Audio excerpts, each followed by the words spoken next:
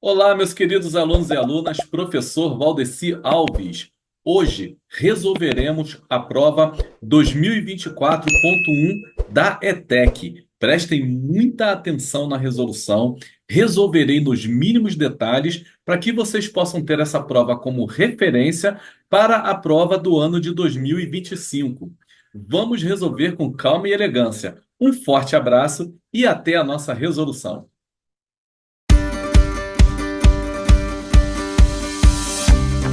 Olá, meus queridos alunos e alunas, professor Valdeci Alves novamente com vocês. É sempre um prazer estarmos juntos. Hoje resolveremos a prova da ETEC 2024.1, ou seja, a prova que foi feita para que os alunos entrassem nesse ano no primeiro semestre. É a correção da prova de matemática. Vamos então para a primeira questão. Leia o texto para responder às questões de 9 a 11. Com cerca de 670 milhões de hectares, de acordo com o World Wildlife, a maior floresta tropical do mundo é a Amazônia, que se estende por vários países. Contudo, a maior parte dessa floresta, cerca de 60%, em território brasileiro. Olha aí, meus queridos alunos e alunas, já vamos sublinhar esse 60% e vocês já verão o motivo. Continuando, devido a essa dimensão, a floresta amazônica brasileira poderia movimentar um mercado com potencial para financiar a proteção de toda a sua área. O mercado de crédito de carbono.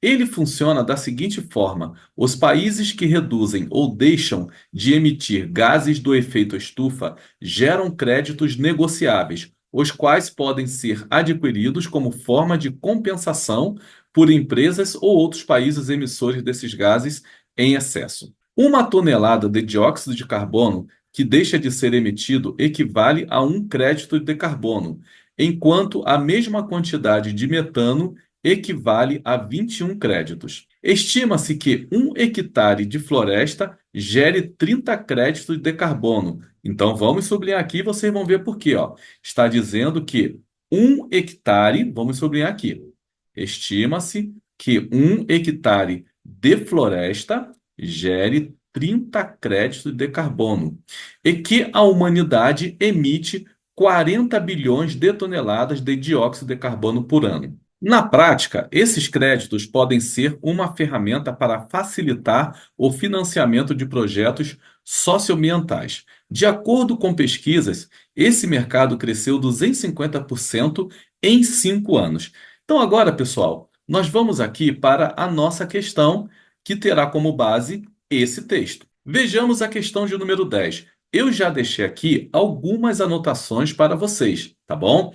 Considere os números destacados em negrito no texto e assinale a alternativa que representa, em notação científica, o seu produto. Ele está falando para a gente considerar o que está em negrito no texto. Então vamos ver aqui o texto. O que está em negrito no texto é 40 bilhões e 250%. Está aqui, ó, 40 bilhões e 250%. Vamos voltar para a questão. Considere os números destacados em negrito no texto e assinale a alternativa que representa, em notação científica, o seu produto. Vejam, então ele quer o produto de 40 bilhões com 250%, porque é isso que está em negrito no texto. Vamos trabalhar essa questão. Preste atenção nisso aqui que eu coloquei para vocês. 1.000, está aqui, são 3 zeros.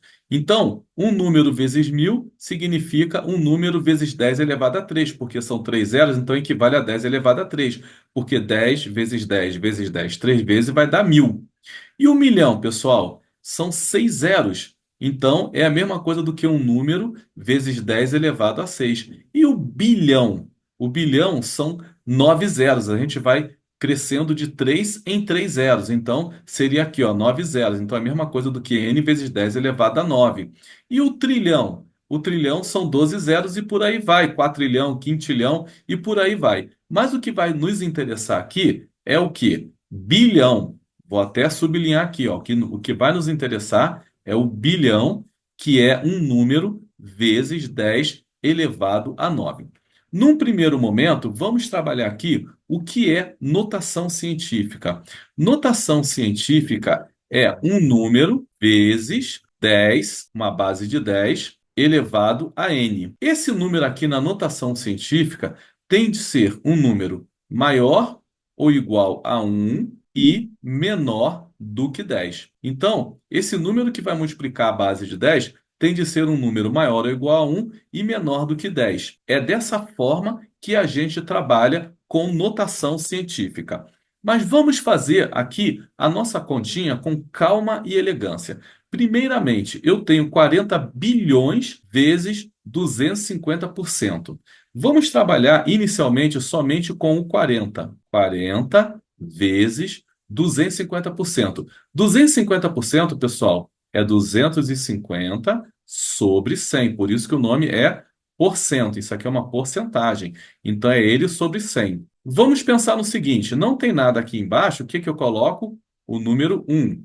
Posso cortar zero de cima com zero de baixo, zero de cima com zero de baixo, porque está tudo multiplicando tanto em cima como embaixo. O que que sobrou aqui para mim? 4 vezes 25, que isso vai dar 100. Mas esse número aqui, 100, são bilhões, tá? São 100 bilhões. Não vamos nos esquecer disso aqui, ó. 100 bilhões. Então, bilhão é multiplicar o quê? Por 10 elevado a 9. Então, 100 vezes 10 elevado a 9. Mas ele quer essa resposta em notação científica. Se ele quer em notação científica, o que que nós temos que fazer? O número que multiplica a base de 10, ele tem que ser um valor maior ou igual a 1 e menor do que 10. Mas o 100 tem quantos zeros? Dois zeros. Então, o que que nós podemos fazer? 100 é a mesma coisa do que 1 vezes 10 elevado a 2. Isso não vai dar 100? Tudo isso vezes o 10 elevado a 9, porque já é bilhão. Então vamos trabalhar aqui, ó. O que que nós temos? 1 vezes. Vamos lembrar de uma das propriedades de potenciação. Aliás, é a primeira propriedade que nós aprendemos de um modo geral. Multiplicação entre bases iguais, nós conservamos a base e somamos os expoentes. A base aqui vale 10 e a base aqui também vale 10. E elas estão sendo multiplicadas. Então, eu conservo a base e somo os expoentes. 2 mais 9 vai dar quanto? 11. Logo, eu concluo que a resposta é 1 vezes 10 elevado a 11. Ou seja, a resposta aqui é a letra D. Está resolvida a nossa questão. Vou até colocar aqui, ó. Resposta: 1 vezes 10 elevado a 11. Pronto, está corretíssimo e em forma de notação científica, conforme o problema pediu e de acordo com o texto que foi dado, tá bom? Resolvida a primeira questão de matemática, que no caso aqui é a questão 10, da prova da ETEC 2024.1. Próxima questão, questão de número 11. De acordo com o texto, a quantidade de créditos de carbono gerado pela parte brasileira da floresta amazônica seria aproximadamente de. Então, se o Brasil vendesse créditos de carbono, quanto que seria esse crédito? Por isso que eu já deixei aqui, parte brasileira, 60% de 670 milhões de hectares. E um hectare é igual a 30 créditos de carbono. Vamos voltar lá para o texto para vocês observarem. Aliás, meus queridos alunos e alunas, sempre de olho quando eles falarem assim: use esse texto, utilize esse texto para que vocês possam responder a questão de tal até tal. Então, sempre com foco no texto, porque é de lá que vocês vão tirar todas as informações para que vocês possam resolver as questões. Então, aqui, olha, cerca de 670 milhões de hectares, de acordo com a informação aqui desse órgão que eu já li para vocês. A maior floresta tropical do mundo é a Amazônia, que se estende por vários países. Ou seja, pessoal, o complexo amazônico, né, vocês já devem saber, não fica somente, né, não fica somente no Brasil. Nós temos que esse complexo amazônico pega outros países também. Contudo, a maior parte dessa floresta, cerca de 60%, está em território brasileiro. Então, olha aqui, ó, 670 milhões de hectares é o total da floresta aqui do Complexo Amazônico, 670 milhões. Mas no Brasil fica quanto? 60%. Olha aqui que bem interessante isso daí, tá bom? E aí, o que que ele está falando aqui também? Olha, estima-se que 1 hectare de floresta gere 30 créditos de carbono e que a humanidade emite 40 bilhões de toneladas de dióxido de carbono. Outra informação importante aqui para a gente, olha, tá aqui, ó. Estima-se que 1 hectare de floresta gere 30 créditos. Ou seja, são essas as informações que nós temos que deter para poder resolver a questão de número 11. Vamos voltar então agora para a questão de número 11. Vou ler novamente. De acordo com o texto, a quantidade de créditos de carbono gerada pela parte brasileira da floresta amazônica seria aproximadamente de. Então, agora vamos começar a raciocinar em cima da questão. O total é de 670 milhões, mas isso é o total que pega o Brasil e outros países. A parte nossa, a parte brasileira, é 60% de 670 milhões. Então vamos calcular. Como que eu calculo uma porcentagem qualquer de um valor qualquer? Eu pego a porcentagem, que é de 60%, multiplico pelo valor no qual eu quero a porcentagem, está aqui, ó, vezes 670, e divido tudo isso por quanto, pessoal? Por 100. Vamos lembrar que esses 670 são milhões. Por enquanto, eu não preciso trabalhar com milhões. Eu posso trabalhar só com 670. Posso cortar aqui, ó, 0, 2 zero em cima, com 2 zero embaixo? Lógico que eu posso. Então, ficou 6 vezes 67. Professor, me perdoa. Não fica chateado comigo, não, mas eu tenho dificuldade em fazer conta de multiplicar. Não tem problema, o professor ajuda vocês. Então, vamos colocar aqui agora, ó, 67 vezes 6. Vamos colocar aqui. 6 vezes 7 dá 42. Então, eu coloco o 2 aqui e subo 4. 6 vezes 6 dá 36. Mais 4, quanto é que dá? 36 mais 4 dá 40. Então, vamos multiplicar de novo. 6 vezes 7, 42. Sobe 4. 6 vezes 6, 36. Com 4 que subiu, 40. Então, eu tenho aqui 402 o quê? 402 milhões. Não vamos nos esquecer, porque eu estou milhões de hectares, porque eu estou calculando 60% de 670 milhões de hectares. Então deu o quê? 402 milhões de hectares. Aí, o que que nós vamos fazer agora? Uma regra de três simples, tá bom? Como assim, professor? Uma regra de três simples. Olha, ele fala que 1 hectare equivale a 30 créditos de carbono. Então, vamos colocar aqui, ó. 1 hectare, vamos colocar aqui, ó. 1 hectare equivale a 30 créditos. Vou colocar aqui um pouquinho abreviado, tá bom, pessoal? 30 créditos de quê? De carbono. Pronto, tá aqui, 1 hectare. Então, gente, quanto que vai dar 402 milhões de hectares? Quantos créditos vai ser? Então, eu vou colocar aqui, olha, 402. Todo mundo sendo sempre em foco, que esse 402 aqui são milhões. Então, mas deixa aqui por enquanto só 402. Aqui eu não sei, eu vou chamar de quê? De X. Isso aqui é uma regra de três simples direta, porque 1 hectare dá 30 créditos. 402 milhões de hectares vai dar X. Então, quanto maior a quantidade de hectares, maior será a quantidade de créditos. Então, isso é uma regra de três simples e direta. Eu posso multiplicar ela aqui em X, ó.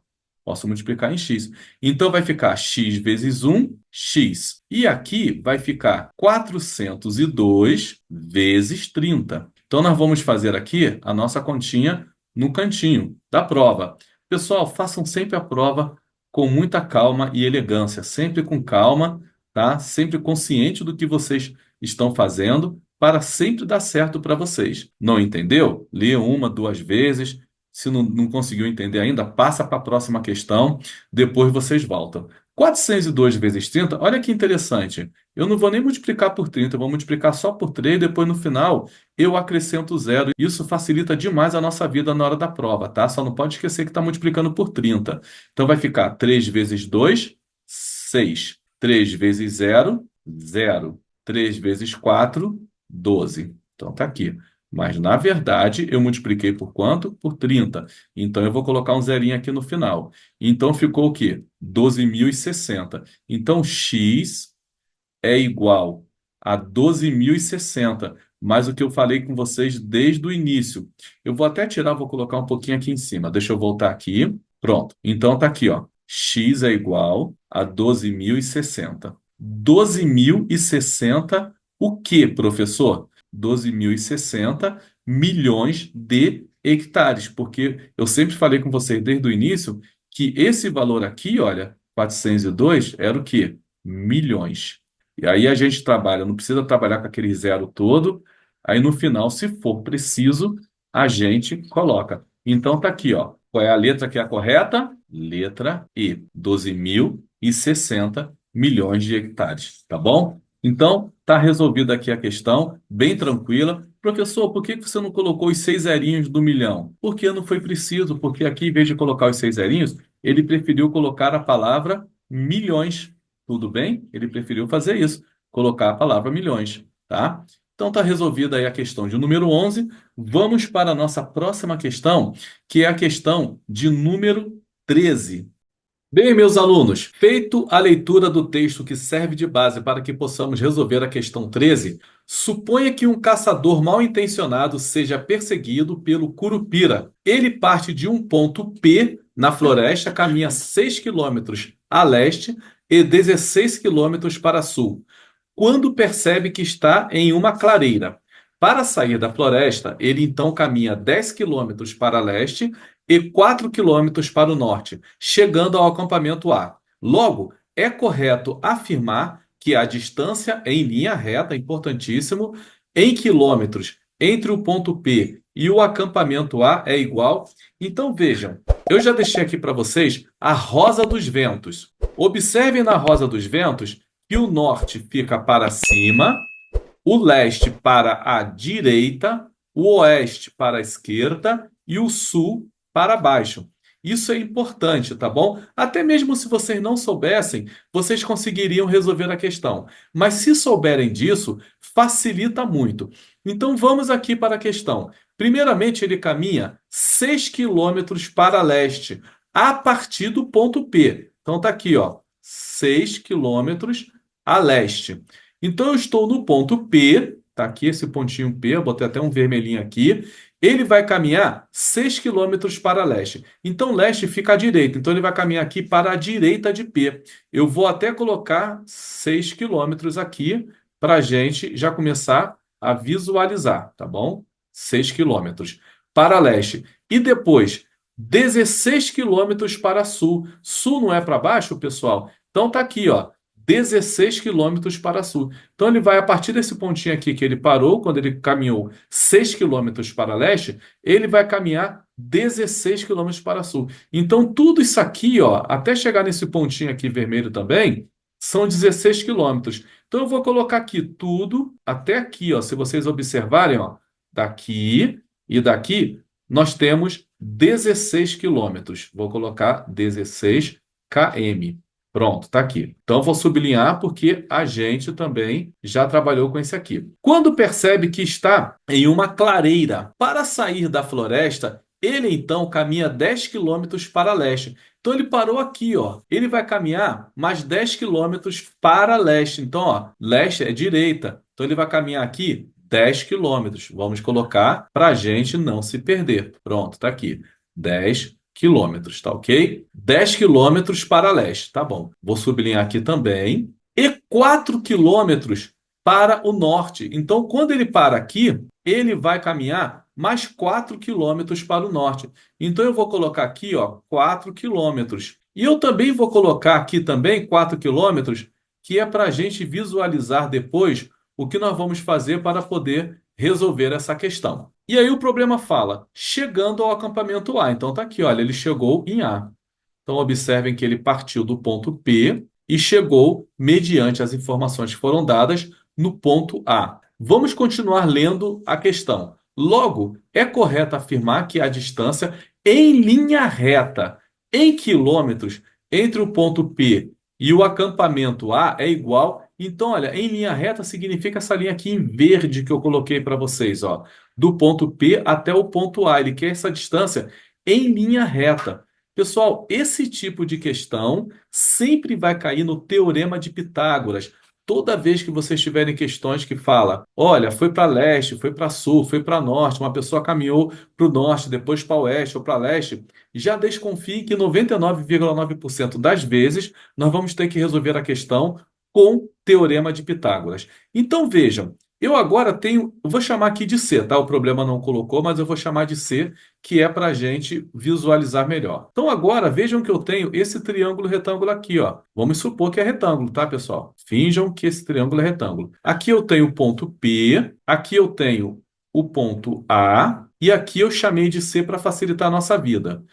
Ele quer saber a distância de A, de P até A, ou de A até P, tanto faz. Que eu vou chamar aqui de X. Bom, para eu achar X, eu tenho que ter a distância de C até P e a distância de A até C. Nós vamos agora obter essas distâncias. Vejam como é que é tranquilo com esse esqueminha que eu fiz aqui. Aqui, ó, de C até A, eu tenho 10 quilômetros daqui até desse pedaço aqui até esse pedaço aqui, e aqui eu tenho 6. Então, se aqui é 6, olha, desse ponto P até esse pontinho vermelho é 6, aqui também é 6. Somando esses 6 quilômetros com esses 10 quilômetros, eu descubro que de C até A eu tenho quanto? 16 quilômetros. Pronto, então eu vou colocar aqui. E aqui, olha, do ponto P até o ponto C. Vejam que aqui tudo eu tenho 16. Se eu tenho 16 em tudo e 4 aqui, esse pedaço aqui, ó, que eu vou colocar o pontinho vermelho daqui até aqui, me sobra 12, porque é 16 menos 4 dá 12. Então, se vocês observarem que se aqui vale 12, aqui também vale 12. 12 o quê? Quilômetros. Olha que legal. Eu já tenho o lado CP e já tenho o lado AC. Falta eu descobrir quem? O lado PA que eu chamei de X. Então vamos aplicar aqui o Teorema de Pitágoras. A hipotenusa ao quadrado, porque x é a hipotenusa. Professor, como que você sabe que x é a hipotenusa? Primeiro que a hipotenusa é sempre o maior lado. E segundo que a hipotenusa está sempre oposta ao ângulo de 90 graus, tá bom? Então é assim que vocês identificam a hipotenusa.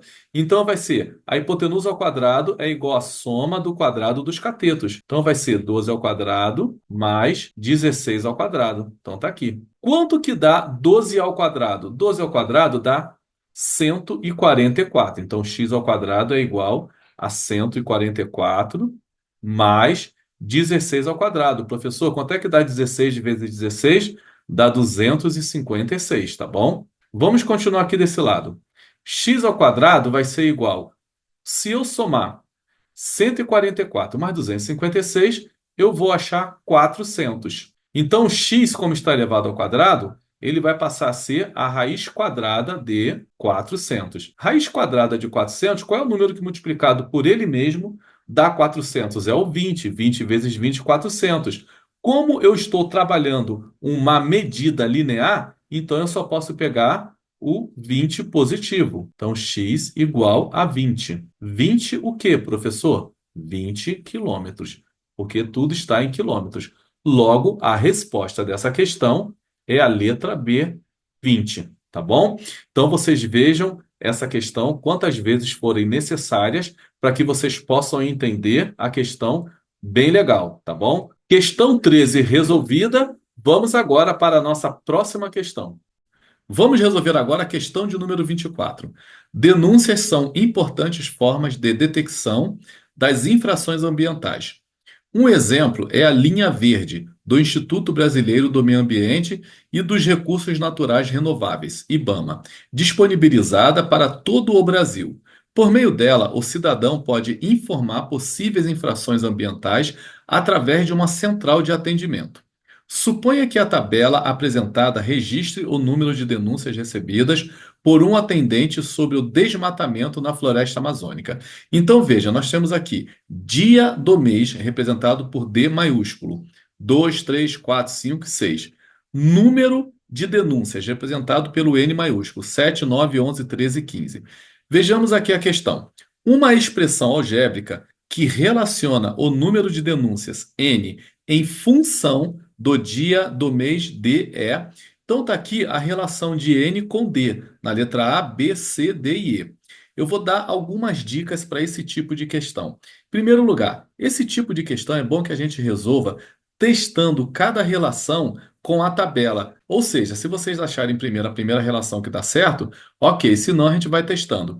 Inicie pelo primeiro e depois pelo último. Se não der, tentamos as demais. Por quê? Porque geralmente nesse tipo de questão, geralmente, eu não estou falando que é sempre, não, tá bom? Eles colocam ou na primeira ou na última alternativa. Então vamos resolver isso aqui. Vamos pegar a primeira alternativa, que é a letra A. Então eu vou ensinar para vocês como que a gente vai fazer isso relacionando. N é igual a 2D mais 3. Ou seja, o valor de N tem que ser igual a duas vezes o valor de D mais 3. Vejamos aqui na primeira coluna aqui com a primeira linha. Eu tenho que D é igual a 2 e N é igual a 7. Então, N, que é 7, tem de ser igual a 2 vezes 2, porque o D aqui ó, vale 2 nessa daqui, mais 3. Quanto que dá 2 vezes 2? 4, mais 3, 7. Então, bateu. Primeiro a gente faz a multiplicação para depois fazer aqui a soma. Vamos ver agora essa segunda relação aqui. 3 igual o 3 e o 9. Então, significa que o 9 ele terá de ser igual a 2 vezes 3 mais 3. Opa, vai dar certo. 2 vezes 3, 6, mais 3, 9.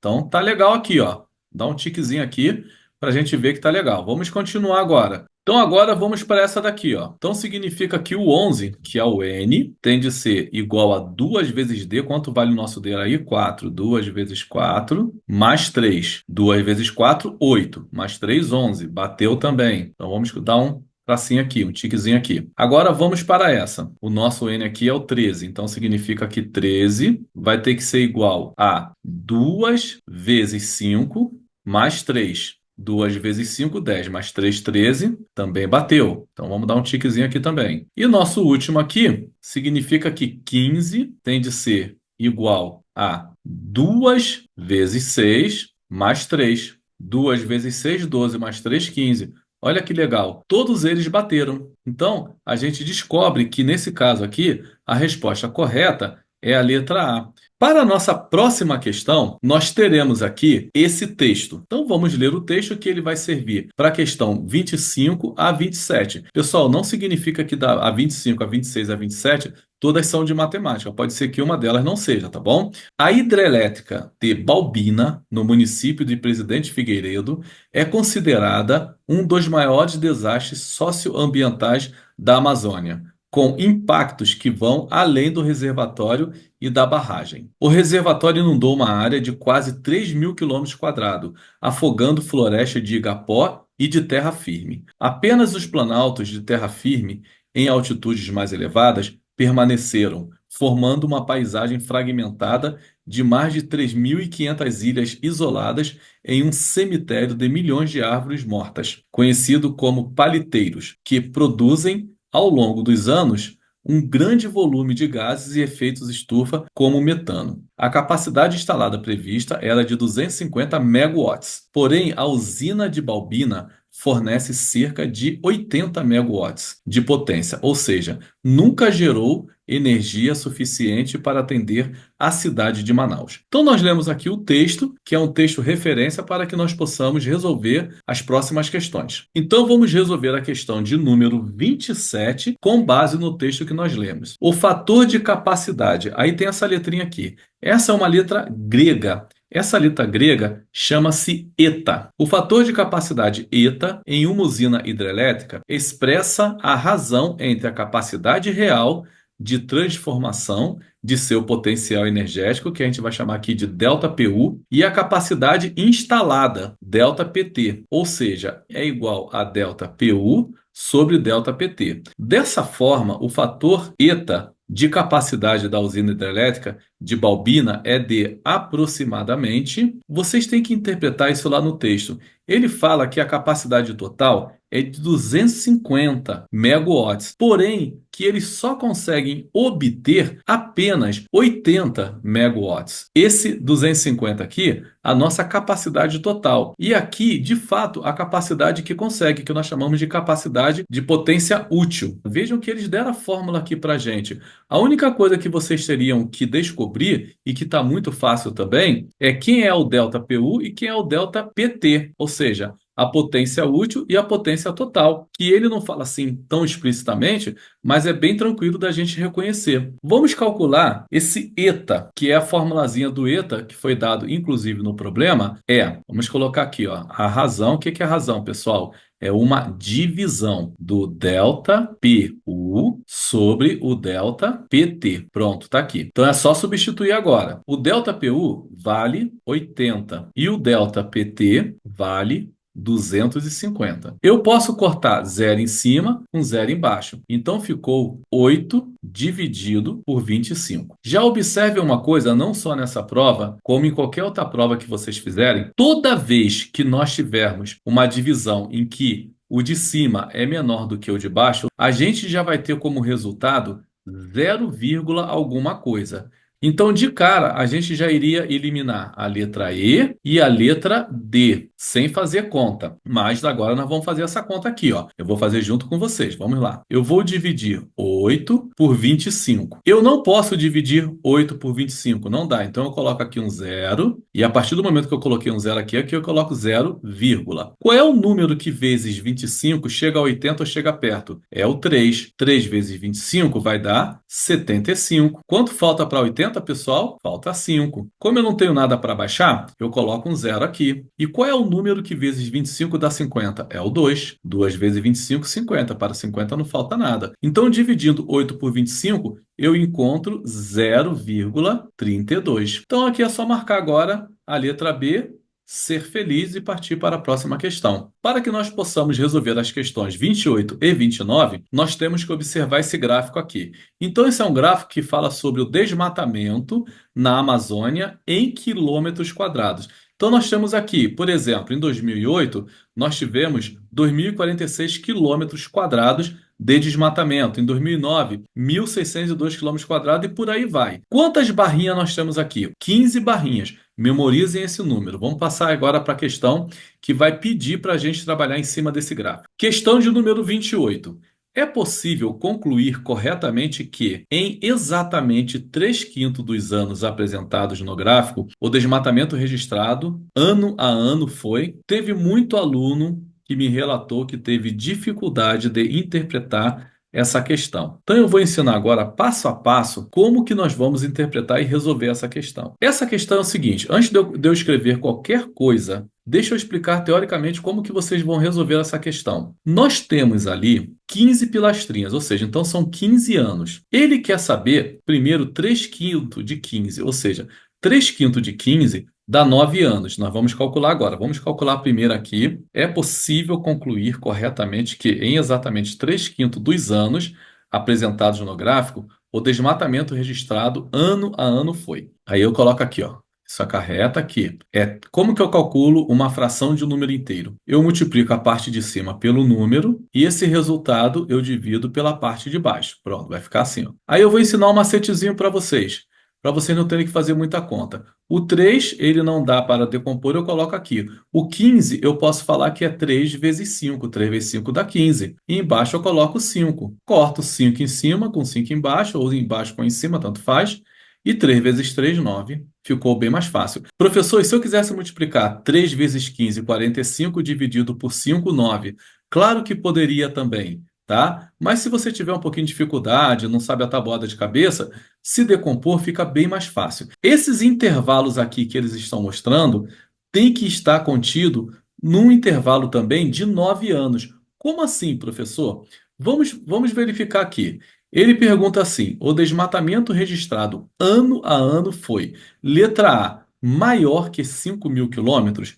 Então, para a letra A ser a resposta correta, significa que eu tenho que achar 9 valores dentre os 15 valores, ou seja, 9 anos dentre os 15 anos que eu tenho na tabela, que seja maior que 5.000 quilômetros. Então vamos voltar para a tabela e vamos contar quanto que dá. Bom, a letra A fala que nós temos que ter, dentre esses 5 anos, valores maiores que 5.000. E como ele está falando que tem que ser 3 quintos desse total de 15 anos, então, para a letra A estar correta, eu tenho de ter 9 valores maiores que 5.000. Vamos contar aqui, ó. Aqui não é.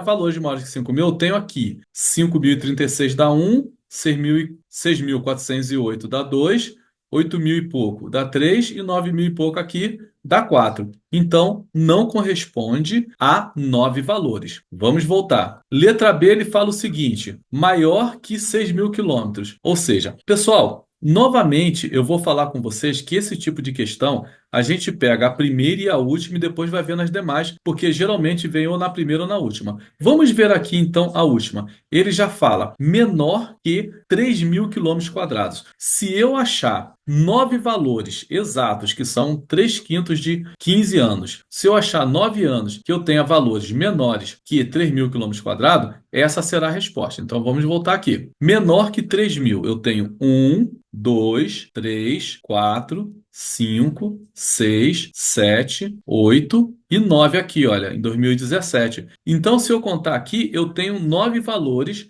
menores que 3.000 quilômetros quadrados de desmatamento de área. Essa é a resposta. É a letra E, tá? Nem precisa perder tempo vendo outras letras. Então, a resposta correta é simplesmente a letra E. Vamos voltar aqui para a questão e está aqui, olha, resposta, letra E. Vamos marcar essa resposta e partir para a próxima questão. Espero que vocês tenham entendido. Próxima questão também está dentro do gráfico que a gente está estudando. A amplitude total em um conjunto de dados é a diferença entre o maior e o menor valor observado nesse conjunto. Analise o conjunto de dados representados no gráfico e assinale a alternativa que representa a sua amplitude total. Então vejam, pessoal, é uma questão bem tranquila. Ele já te dá a teoria, ele já te explica como que você tem de fazer essa questão. Vamos voltar para a nossa tabela ali de gráficos. Vamos lá. Ele falou que a amplitude total é a diferença entre o maior valor e o menor. Então vamos achar aqui qual é o menor valor que nós temos aqui. O menor valor que nós observamos aqui é 1.008. Vocês vejam que não tem nenhum valor menor do que 1.008. E o maior valor que nós observamos aqui é 9.069. Então eu vou até marcar aqui para vocês, olha. Então tem que prestar bastante atenção para a gente não errar. O menor valor que nós temos aqui é 1.008. E o maior valor que nós temos aqui é 9.069. Então a amplitude desse gráfico aqui em barras vai ser o maior valor subtraído do menor valor, vai ser o que nós chamamos de amplitude. Eu vou pegar 9.069 e vou subtrair de 1.008. Pronto, está aqui. Eu vou fazer até a subtração aqui para vocês. Não vou colocar o resultado direto, não. 9 menos 8, 1. 6 menos 0, 6. 0 menos 0, 0. 9 menos 1, 8. Então, a amplitude é de 8.061. Então, resolvida a questão. Para a questão de 39 até a 42, nós temos de ler esse texto. Então, vamos ler o texto. A castanheira do Brasil, ou castanheira do Pará, árvore nativa da Amazônia, chega a atingir cerca de 50 metros de altura, com diâmetro na base superior a 4 metros ou mais. Ficou meio estranho aqui, superior a 4 metros ou mais. Eu acho que deveria ser igual a 4 metros ou mais. Mas vamos continuar o texto. Seus frutos secos, lenhosos e esféricos, são chamados ouriços, os quais podem ter massa até 1,5 kg.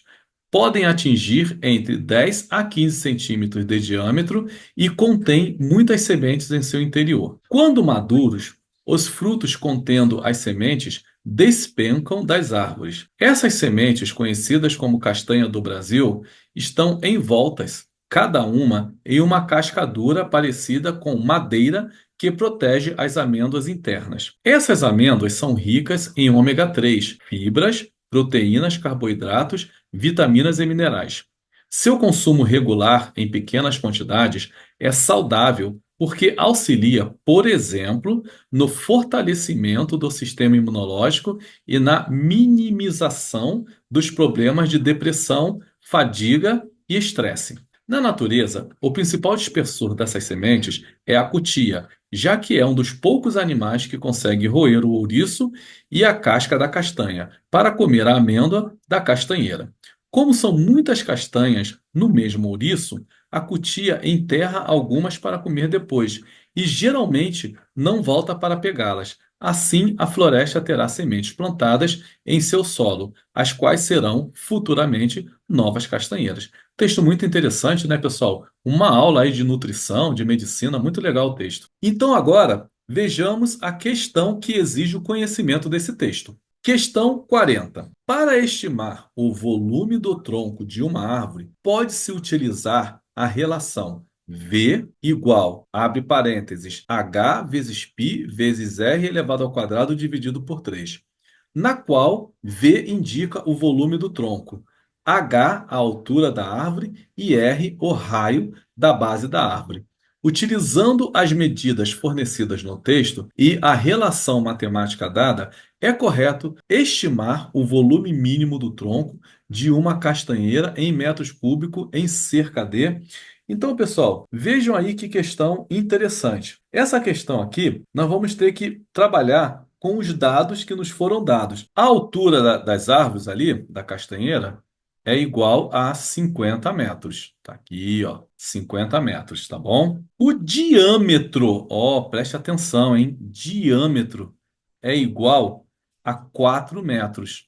Mas aí tem um detalhe, pessoal. Diâmetro não é raio. Digamos aqui, ó, que eu tenha uma circunferência. Vamos colocar aqui, pessoal, finge que eu vou desenhar aqui seja uma circunferência. Aí aqui está a circunferência, então aqui está o centro. O que que é o diâmetro? O diâmetro são dois raios diametralmente opostos. Então tá aqui, ó. Pega aqui, ó, do centro, vamos chamar esse centrinho aqui de O. Então, eu tenho um raio que vai aqui para a direita e tenho um raio que vai para a esquerda. Esses dois raios aqui vai me dar o diâmetro. Então, o diâmetro ele é igual a duas vezes o raio. Ou se o diâmetro é duas vezes o raio, eu posso falar que duas vezes o raio equivale ao diâmetro. Logo, eu tenho que um raio, ele é a metade do diâmetro, ele é o diâmetro sobre 2. Porque aqui a gente está multiplicando aqui, ó. Eu vou até fazer esse 2 aqui melhor, peraí. O raio significa o diâmetro dividido por 2. Tudo bem? Então, como o diâmetro vale 4 metros, o raio será a metade do diâmetro. Vai ser 4 sobre 2, que vai dar 2 metros. Então, eu tenho que prestar muita atenção nisso aqui. Ele não deu o raio, ele deu o diâmetro. Bom, então nós temos aqui a altura e nós temos o raio. Então, o volume vai ser a altura, que é 50, vezes π, que é essa letra grega aqui, que vale aproximadamente 3,14, mas vocês observam que na resposta o π está indicado, ele não está com o valor dele. Tá? O π é um número irracional, na verdade, pessoal. Ele não vale só 3 ou 3,14, tá? Ele é um número irracional, uma dízima não periódica. Mas aqui ele deixou indicado. Vezes o raio. Quanto que vale o raio, pessoal? 2. Então, vezes o raio elevado ao quadrado. Tudo isso dividido por 3, como está na fórmula. Então, o volume será... Quanto que dá 2 elevado ao quadrado? 4 vezes 50, 200. Então, primeiro a gente faz a potência, não esqueçam disso. 2 elevado a 2 dá 4. 4 vezes 50 dá 200 π. Tudo isso sobre 3. Eu também posso representar assim, olha. 200 π. Toda vez que eu tenho uma fração, significa que o de cima, o numerador, está sendo dividido pelo denominador. Então, eu tenho 200 π dividido por 3. Essa é a resposta. Qual é a letra? Letra B.